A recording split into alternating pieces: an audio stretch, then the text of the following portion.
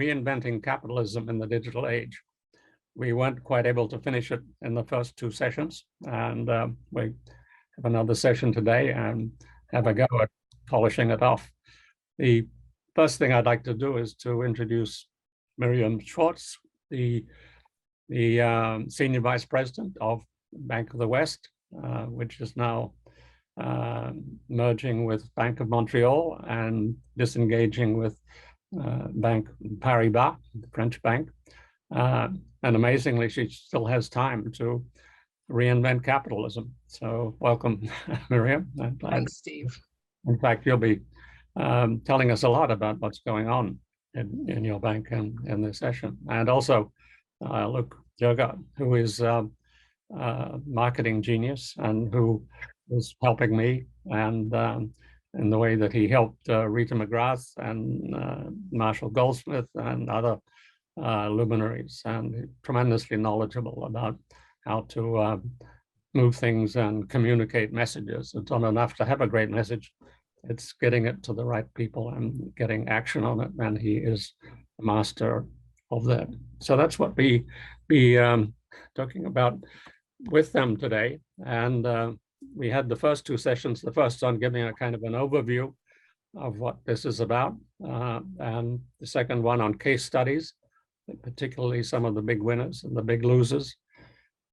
This session is really about planning the journey, and we'll focus more on how to get started rather than what things look like at the finish line. And the focus is on how to map your journey, how to figure out, first of all, where you are, and secondly, figure out where you're going to. And we'll look at these cases, Bank of the West, Ericsson, Roche, and Microsoft in that context. So it's a slightly different focus from the previous two sessions. And next week, we'll be talking about pitfalls and risks and distractions.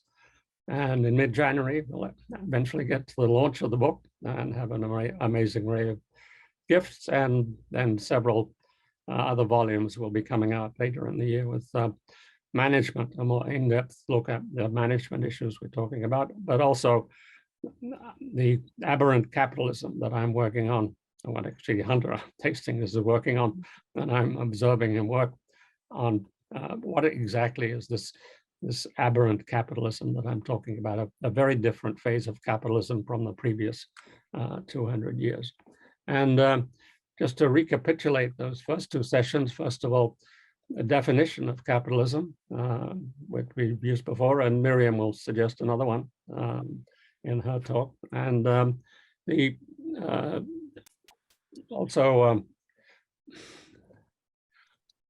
we'll be setting aside the question of what governments must do. That will be covered in the book, but we're not going to talk about it unless you have questions on it. We'll focus briefly on these three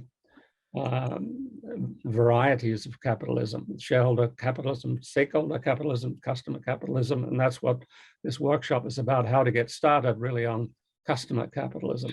We'll have a very brief coverage of this shareholder capitalism, which is still dominating large firms, particularly in the US, but also in Europe and elsewhere. And it is an aberration of capitalism. It's a period when it wasn't just making money that mattered, it was making money was the only thing that mattered. We won't talk much about stakeholder capitalism, which is about doing firms that do good in the world, as I don't think that is really a viable option for management. We can answer questions about it, and we'll talk a bit more about it next week in the final session. And we'll be mainly looking at this customer capitalism, the focus on customers, and something that took off when software became a huge thing, eating the world, and digital technology is now more than it's gobbling up the world. And the digital technology accelerated the customer focus. And so we discussed in the last two sessions these two systems of management. They're both coherent, but they're very different. They're almost the opposite of each other. And we'll be talking today less about what exactly is involved, but how do you get started? How do you get from one to the other? And will be referring to this diagnostic tool, which I sent to you earlier today. And this is a tool not to be used rigidly, but for whatever purpose you're trying to figure out what is going on in your team, your unit, or your organization, and use it flexibly.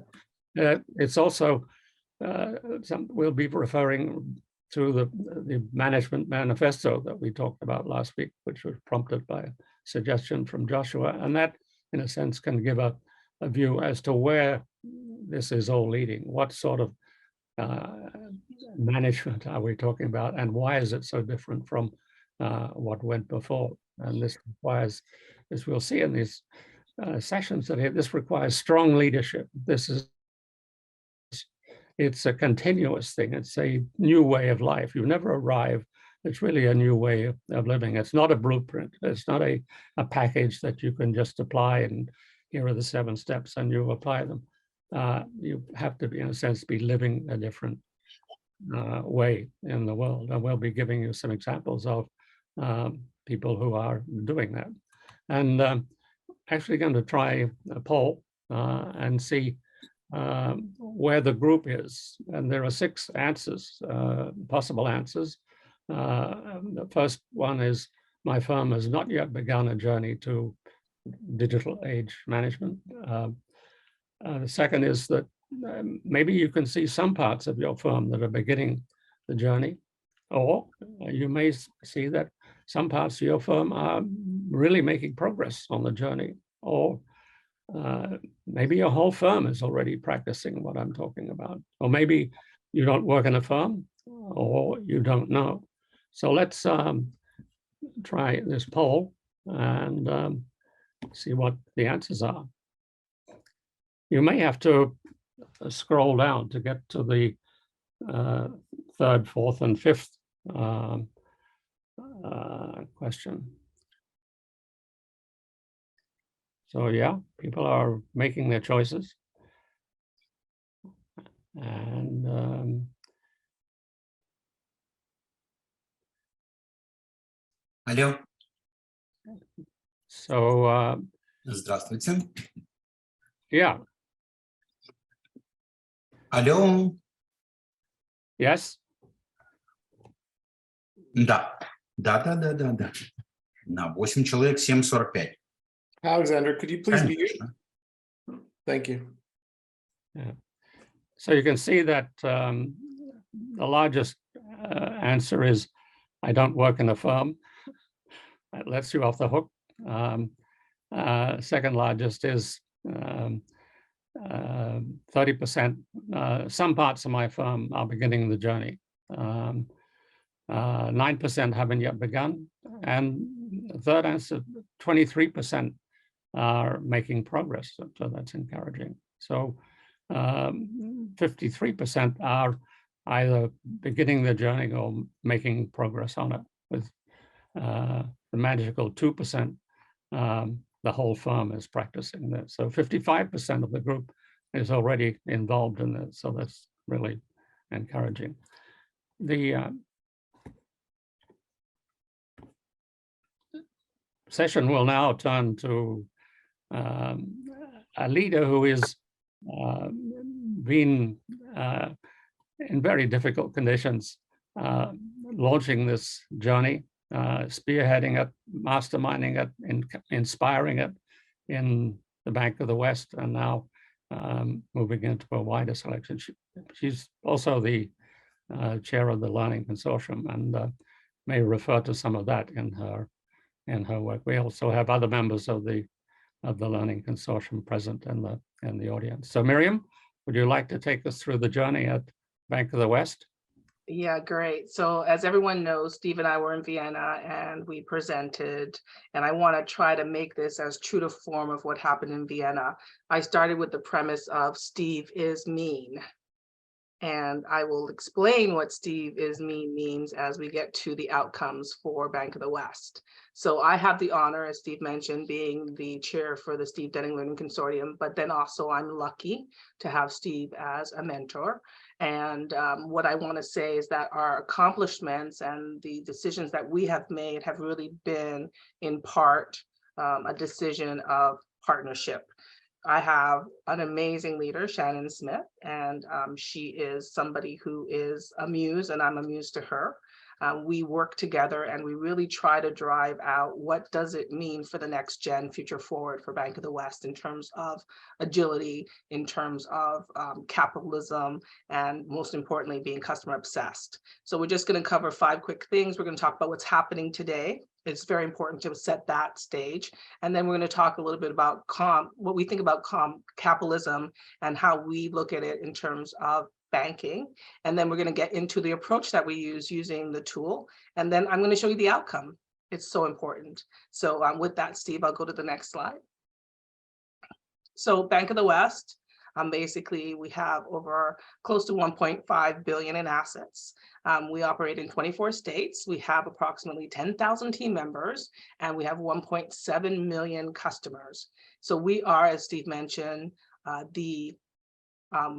we're under the umbrella of BNPP. And at this point, we're at agility at scale, and we're on 3 years. And that's important because agility at scale means that it's not just little pockets, but you're moving towards an enterprise solution. And right now, we are really in a situation where we're balancing the changes that are happening and keeping ourselves in transformation. We call it hardened, making sure we're keeping the skills. So I'd like to go to the next slide, please. So here we are, current day, setting the stage for you. I'm literally working in my head for 3 companies. We have our mother company. We then have, of course, Bank of the West, and then we have BMO. And if you're following the news, you know that it's a very important next 2 days for us as the feds come out of the quiet time to basically release any of the acquisitions and mergers, either yay or nay, or ask for more information. So we are targeting basically Jan 1st for our merger or acquisition to BMO. So with that, that brings everything in a complex state. And one of the things when this was announced in December that Shannon and I talked about was making sure that we stay the course, that we keep on delivering and we keep on building on these amazing deliverables that we have for the organization. The worst thing you can do is change is when you change too much. So you'll see a little bit of how we started to focus really big on the customer. Next slide. So we talked about capitalism. Shannon and I were like, we're going to put this slide in. And I know Steve is not going to agree with it, but I wanted to put it in. The whole idea is that we wanted to talk about when we think about capitalism, it's really about the concentration of capital in the hands of a few. And it's about power and influence. And it's so important that we recognize that, because as we're trying to change capitalism, it's also about the people, because those corporations and those individuals are the ones that have the power. And one thing I like that J.L. Galvin said is that there's no satisfactory definition of capitalism.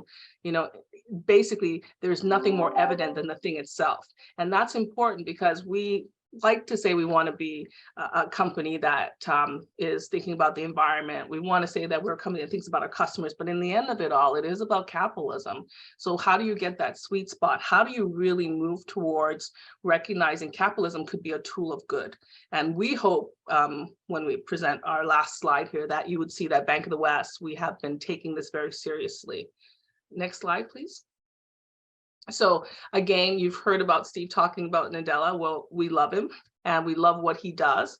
And so one of the things when I was building out the leadership deck in terms of getting them aligned and getting them all fired up about what we can be is really talking about what Microsoft says about leading from the front. And this is so important, whereas, you know, generating the energy, deliver success, and create clarity. And one of the things we've done is we've been very clear about what we want to accomplish at Bank of the West. And that's why, once again, with everything that's happened, we've stayed the course about making sure that we have our vision and our true north and really looking towards the outcome. So I am very excited when I think about all of you being exposed who have not been to really the success of Microsoft, because there are some really salient and important points that are covered in their journey. So if you don't have a chance, if you haven't done it, take a chance, read the book, hit refresh. It will really motivate you and get you ready to stay aligned to making sure that you have vision for the true north. Next slide, Steve. Okay, so here's our approach. We decided that we wanted to tackle something which we'll talk about in a few slides. It's called the frozen middle. And what we did is we decided to go with the top-down, bottom-up, middle approach. And it's really about identifying what are the top aspirations from the leaders, really focusing on building deliberate stories, deliberate in terms of agile epics, big stories that we're hearing the leadership say. And then what we did is we turned those into bottom-up aspirations and really meeting in the middle. So when someone says go left, what does go left mean? It's really not just going left. And then finally, we moved into the assessment, which is the PPP tool that Steve refers. Ake is going to cover it also. We use the old version because we like it, because it has 21, but the tool is a tool that you can adapt and adjust. But we stick with the original one because it just covers where we are and we baselined with that. Okay, next step. So basically aspirations, this is actually so important. This is the one sweeping aspiration for our bank. Overarching, as a Bank of the West executive, I want to lead my bank in business agility so that we can identify, create, and then deliver valuable, delightful products for all banking customers. That's it. Everything that we do for transformation has to be built off of this. And the next piece we did was the individuals reaching out and saying, okay, leaders, what do you want? And we're talking C-suite. So just one above. And really just saying, what is it that you're feeling? What are you hearing? And it was really impressive what we got back. But my favorite one is number 3. And this one made me feel that we have accomplished something, that we are speaking the same language of change. As a Bank of the West executive, I want to understand the change required of myself and my leaders and how that change impacts the team so that I can support and lead with an agile mindset. If you can get a leader to basically articulate that, feel that, I think you're going to be in a situation where you have a lot of champions behind you. So this was a really great experiment, which turned out to be a practical outcome for us. Next slide. So this is our aspiration. So we built this to have the visual and the understanding of what we want as the organization. So this is the translation of the bottom up. We want to be better, faster, happier. Steve hates this slide. He says it's too much information, but I'm going to keep it in here and you can all get a copy of it because I think it's important to really articulate the deep pieces of what's happening. It's kind of like the duck on the lake. I want you to see what's happening underneath the water so you too can translate this and hopefully use it for something in terms of delivering the new future forward for your organization. So it's really about translation. It's really about being somebody who can deliver and understand what the true north is. So again, everybody, welcome to it. But the big thing is that if you say go north or if you say go left, what does that really mean? And so we translate it to better, faster, and happier. And most importantly, happier is what we're going to also talk about. It's not only our employees that then turn into happiness for our customers. So lots to come on that. Next slide. So this is our tool. Myself, Shannon, and a few of the other leaders, we went to a session that Steve held. And what we did is we always break the rules. Steve said, oh, as a team, fill out the form. We're like, okay, yeah, Steve, we're listening to you. So we went and did it our own way. Each of the leaders, all of us, we went and we did it on our own. And then we had a nice little match. It was very interesting to basically come to the solution on the left, which is what we see now as the organization. And then we took it further. We said, okay, now let's bring Shannon into the mix. And Shannon filled it out. And we were extremely surprised. And Steve has a theory on this. What's your theory on the differences that we have, Steve? Well, I think it's striking that your leader is more negative than you are, than the team is. And my hypothesis, based on what you tell me, is that this is because Shannon can see what's going on at the top of the organization and can see that the problems are bigger and more threatening than you at the team level can perceive. So that's an interesting twist, because you often think that in a firm that it's the other way, that the executive is positive and it's the horrible people below who are being negative. But a very interesting insight that you covered here. Yeah, definitely. And it does lead to Shannon because she's a very open and transparent, a person who really stands up for the right things. And so I could see that on the sides of the maybe fight for the budget and all those other things that she keeps us away from, that she's driving a lot. So then just very quickly, high level summary, 50% alignment. And so with that, what we did is we said, okay, what are we not aligned on? And what does this really mean? And why are we here? And to Steve's point, there's a little bit of the old school frozen middle, which we kind of identified, and that helped us drive what we decided to do. That was really for us so important. So we picked a few areas that we would drive on the principles, the processes and practices, and we zoned in on them and kind of really said, okay, what can we do? So let's go to the next slide. And this is where I'm definitely going to reach out to Nadia after I just give a quick summary on this. Steve and I were talking last week, Nadia and everyone here, about this whole frozen middle. And Nadia, congratulations, just got a promotion. She is now the vice president. And when I first met Nadia about 2 years ago, Nadia was a director. And I always felt this very important about this frozen middle. If you are going to be leading a transformation, you can't be at the level of the frozen middle. You have to be above. So I think successful companies have their leaders that are driving the transformation as SVPs, VPs, and above. Because if you sit in the frozen middle, that's really where you're going to have a lot of the issues. And so for us at Bank of the West, frozen middle is really the fact that it blocks the flow of progression. And it's sometimes about fear, sometimes it's about control, and then sometimes it's just about lack of knowledge. So we decided that we were going to really try to tackle that and drive everybody to a space where we could understand what does it mean to become an unfrozen middle. So on the bottom right, these are the things that we did. We did a change management campaign. We also reskilled and reoriented when we could, and we shift the paradigm of success. We made it more about successful outcomes for the customer and looking at it in this holistic kind of big picture view.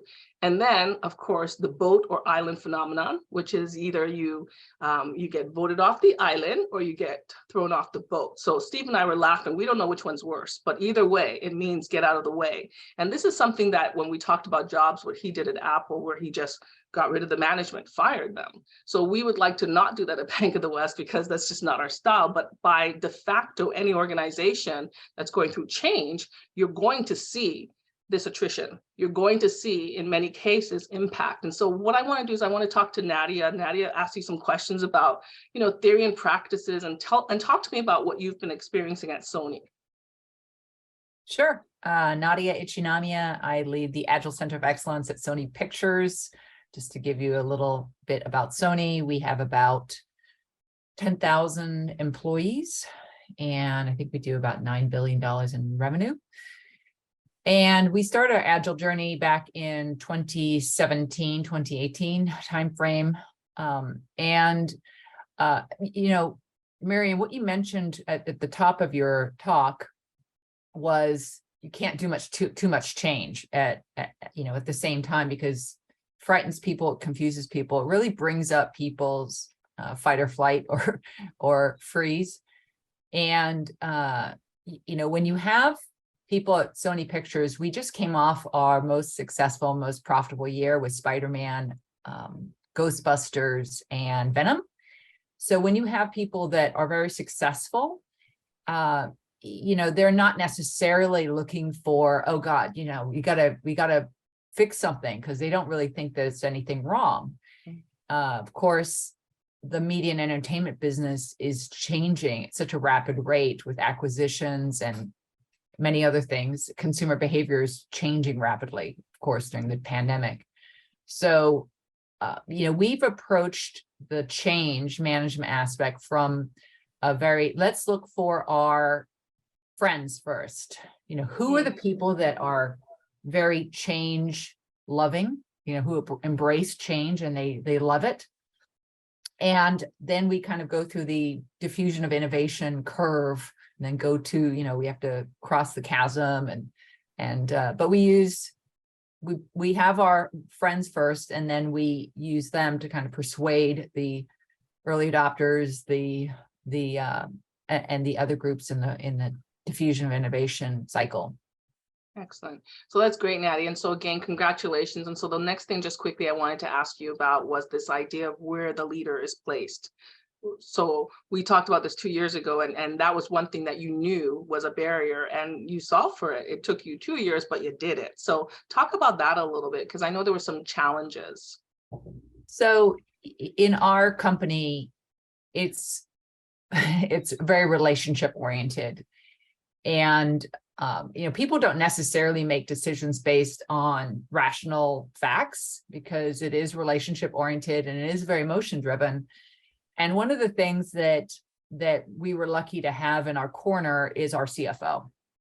Our CFO is very progressive and obviously successful because, like I said, we came off our most successful year, and it wasn't just due to our great movies and TV shows, it was financial stuff as well. But he came into the company about 5 years ago, and he's been an Agile advocate, and he's really been the godfather for the Agile Center of Excellence, which has been super useful because everyone in the company, or at least in the areas under his umbrella, they know that he's an Agile fan. So that has given us probably, a situation where our titles didn't matter as much, because we were sponsored and we had that sponsorship. So because people know that, then they, that's in the organizational savvy aspect. That was, so when we launched campaigns, everyone knew that, yes, we were not necessarily the most titled group in the company by any means. I was an executive director at the time since 2018.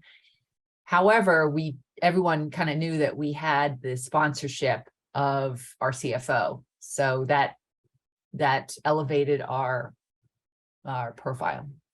Yeah, excellent. Great. Love it. So thanks for sharing that, Nadia. Great story. So we're looking forward to coming to your company, though, at the consortium to kind of do a walkthrough, and it'll be really great. Okay, Steve, next slide. Thanks, Nadia, again. Oh, you're welcome. Okay, so this is where I tie into my original statement. This is the last slide. Steve is mean. So picture this. We are so excited as a leadership team. We've done the training. We've done the PPP tool. We are like just on fire, so hot. And we come up with our plan. And we spent 3 months building out this amazing change management plan that included a certification program. And I was just so excited. I said, Steve, look at this. And I set up some time. And he's like, oh, great. He goes, this is blank. That's all I'm going to say to you. I'm not going to let you fill that in. And I'm like, oh, my God, he's so mean. And I was so sad. I was really, for the first time, very, very sad. And then I took it in, and I said, thank you so much for the feedback, Steve, and went and drank during the day. I'm not going to deny that. And I rethought it. And over the weekend, I revamped the entire thing. And Shannon was able to get it funded. And what came out was this amazing product ownership program, where we started to work with the frozen middles, started to work with those that are on the outs, but need to be in the ins. And we delivered this certification program. Right now, we've had 12 sessions. It's about 16 hours. We get 5 out of 5s for every one of these sessions. The team leaves with a product ownership certification. And more importantly, what we have at the end is we have a product-thon that we'll be holding in 3 weeks, where we have 20 new products that were developed within this training. So you wonder what Steve said to me. Well, you could talk to him privately, but what he did challenge me with is the idea is that if you're going to reinvent, if you're going to say that I am a change agent, if you're going to be something, be something. Don't just talk about it. Don't do theory, Miriam. It's not going to work. Deliver practice, deliver outcomes. And so for us at Bank of the West, we are customer obsessed. And the idea is that we think about we should be constantly being customer obsessed. Anything we design needs to be about our customer. I'll even push it as far as to say, if we treat each other in the company as customers, we then know what it feels like to be a great customer. So for us, it's everywhere we work at the bank. We're going to protect the interests of others. We're going to make sure that their needs and expectations are given, even if it's an internal customer. So this is really the outcome. It's definitely going to be a journey. We're moving into 2.0, but we have a great product-thon. I would love to come and share that with you, some of the things that we are learning alone, trying to reinvent capitalism based on customer obsession. And I have to say, without Steve, we wouldn't have had this great outcome. So again, this will probably be the last time you hear me compliment him, because part of our shtick is I'm the angel and he's the devil. So enjoy it, everyone. So I want to pause and say, Steve, any questions or comments on this whole journey that you've taken us on before we move to Ake? I think it's been a fabulous year in the sense that you've been able to move this in these very difficult conditions. And often firms are not willing to take a hard look at where they are. And that's one of the things I think that you and your group and Shannon were willing to look at how things are and realize that there was a long way to go. But you didn't become discouraged. You didn't say, well, we're going to have to wait till we get some Satya Nadella to come and show us the way. You got underway yourselves, and I think that's really quite remarkable. But to be useful, I think, to hear now from Ake in Ericsson. He's the Director of Strategy and Development and Execution. Ericsson, this big global telecom firm, which youngster was founded on as recently as 1878. Has 100,000 employees, and it's been looking at where they are and how to proceed. And they didn't receive the diagnostic tool that you see here. So I asked Aki just to say a word about how they're using it and where they are now in their journey. Aki? Yeah, well, hi there. We're very, very much in the beginning, but I mean, you asked me to share a little bit because you know that we have started. So I work in the CTO office of Ericsson and in the leadership team here where I work. We started using this tool, so we have come a way. We did it in our group. It was 12 people who kind of used it, and everyone kind of responded that this makes generally a lot of sense. It was generally well received. One observation that we made was that, and we will dig into that as our next step, because we had a big variation in the answers when responding to this, whether we are kind of 1 which is on the left hand side and 5 is very much on the right hand side. We had a huge span, and it was on the areas 4, 8, and 10. So the aspects of dynamic, it was the leadership, that was 7 there. All right, I use a slightly the structure, work, the leadership, and the environment and social goals. We had a big span there. So just one little piece of feedback would be that it's very extremely crisp and condensed. You have 1 word or 2 or 3 words to kind of interpret what is the intent here, and we believe that it would be helpful to have a little bit, not a novel, but a little bit of setting the context. What does this mean? Because the fact that we should have such a huge span, it came as a surprise to all of us. We will dig into that and understand that. But I think it was, when you get the tool in your hand, it's you have to read it, and then you make your instant interpretation there and then. So I think it would be helpful to have a little bit more guidance. But again, generally well received. I can say that our average was on the left hand side, not on the absolute extreme far left hand side, but clearly on the left hand side. So we definitely have work to go, and we are very humble on the challenge that we have ahead of us here. But again, we've just started, so that's a little bit of feedback from the trenches.